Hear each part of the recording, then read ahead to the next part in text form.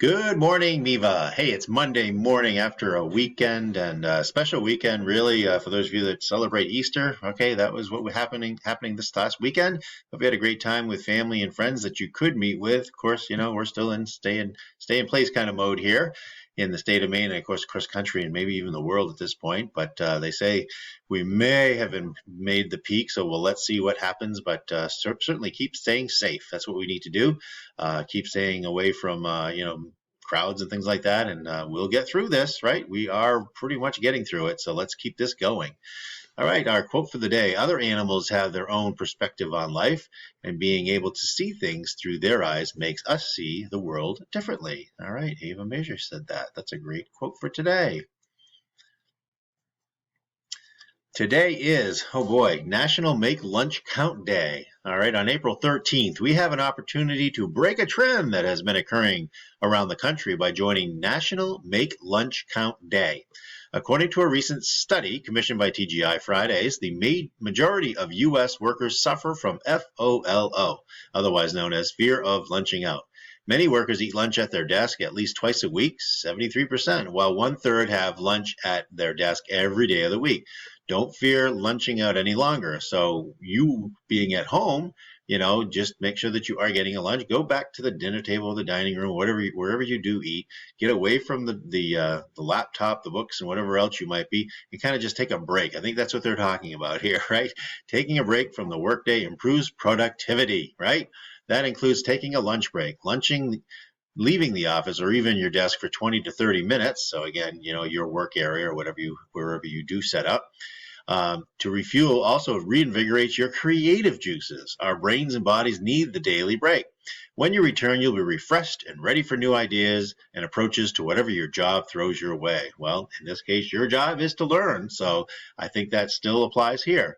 The observance is here to remedy FOLO and help American workers increase their creativity and productivity. And so as students, you can do the same. Have a great lunch day, everybody, and let's plan something neat for lunch. All right, this day in science on April 13th in 2017, there's a solar device harvest water from thin air. This is pretty cool.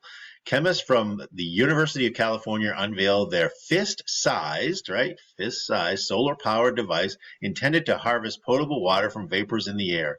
According to the creators, the invention is capable of collecting a Coke can worth of clean, drinkable water each hour, even in environments with only 20% relative humidity. And of course, that's very little water in the air. While the current device is only a prototype, inventors hope to scale up their efforts in order to create a reliable source of drinking water for communities in dry, harsh regions. Wow. Drinking water is such an important thing. It's an important commodity to have really around the world. So let's hope that does grow and get better. All right, this day in history, I went back a couple of days as well as today. Since we did have the weekend, some important events that happened. Well, on April 12th, that was yesterday, Fort Sumter was shelled by the Confederacy, starting America's Civil War. So I have up here a picture of the shelling as it was captured, by a painting, and also what it looks like today. And I can tell you that when my son was just out of basic training and assigned to South Carolina, we went down for a trip to Charleston, got in a helicopter, and we toured all the way around, and then we got on a boat and went inside the fort. So it's still there. You can still see it. It's a lot of history. They even had the original flag that flew over it at the time of the bombardment. Okay. All right. In 1945, sad day, Franklin D. Roosevelt, who was president at the time, dies at Warm Spring, Georgia, and Harry S. Truman becomes president. That was again in April 12, 1945. He was our only four-term president. Did not quite see the end of the World War II, which he was responsible for guiding us through. All right, then April 11th, so that's the day before that, but that's 1951, so 6 years later, President Truman fires General Douglas MacArthur as head of the United Nations forces in Korea. It's one of his the great decisions that he had to make in his time as president. And again, he took over for a president who died, so he was the vice president taking over.